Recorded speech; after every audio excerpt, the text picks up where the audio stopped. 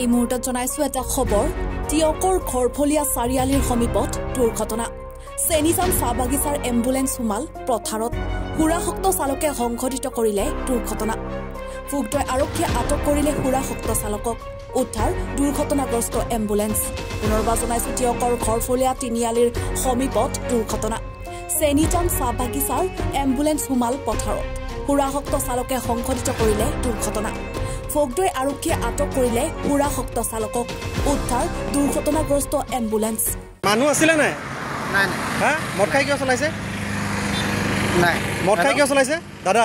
মদ খাই কিয় চলাইছে ঠিক আছে আপুনি আহক এই আলিমলৈকে আহক না মদ খাই কিয় চলাইছে এম্বুলেন্সখন অকমান খাইছে কিন্তু আপুনি অকমান খাইছে যদি আপুনি আপুনি বেছি মাজত নাযাব এইফালে আপুনি পলাইছে কেলে গাড়ীখন এম্বুলেন্সখন তাত ভৰাই পেলাই নাই নাই মই চাইড অকণ চিনি পাওঁ ন চবকে কাক চিনি পায় ক'ত থাকে আপুনি